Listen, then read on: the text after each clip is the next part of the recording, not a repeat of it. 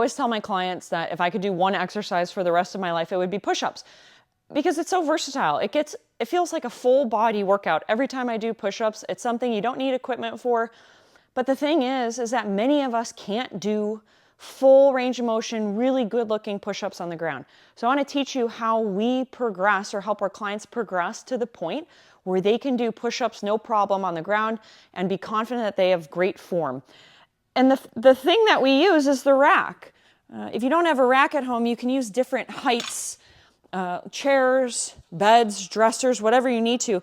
But we're always going to start our clients to develop their push-up strength using a hands elevated position. So all that means is that I'm going to set up the rack that I have with the barbell across, and at this height, or whatever height is appropriate for my client based on their current abilities, I'm going to have them do push-ups.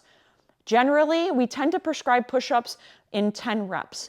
It's a good number of reps to not only practice the movement pattern, but to also build some significant strength as you work to progress the movement. A few notes on how to set up for a good-looking push-up. You're going to place your hands about shoulder width apart on the bar, or whatever thing you have your hands elevated on. Your feet, you should be up on your toes, and you want your legs and your heels squeezed together. This will help you maintain a really nice body position. I'm going to gently squeeze my heels and my legs together.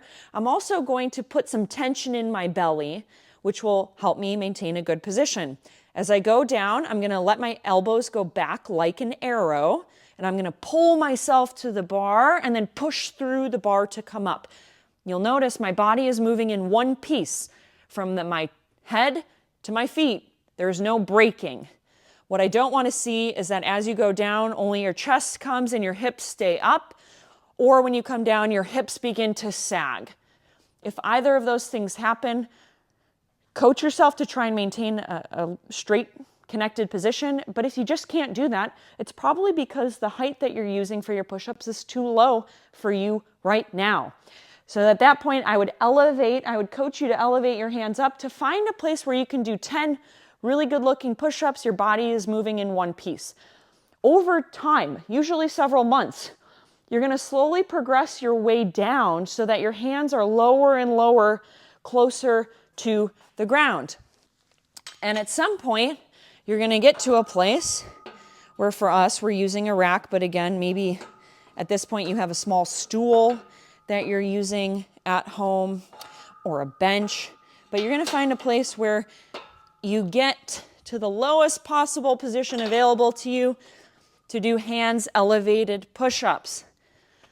So now how do you go from there to the ground? Well, we have to bridge that gap a little bit. So now I'm going to split the reps up. Normally for my clients, we really like to use yoga blocks because there's 3 different heights. I'll put this yoga block in this medium height position. And now I'm going to have them get on the ground, and I'll just say, you know what, I want you to do as many perfect push-ups as you can to tap this yoga block.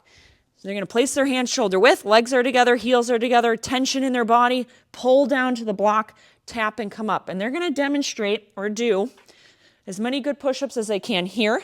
Let's say they get 4. I'm going to have them complete the rest of their reps with the hands elevated here. And maybe next week they get 6 on the ground to the yoga block, so they only do 4 on the rack. And then the next week they get 8, so they do 2 on the rack. Over time, they will find that they're now doing, maybe the yoga block's lower, they're doing 10 push-ups on the ground with really great form.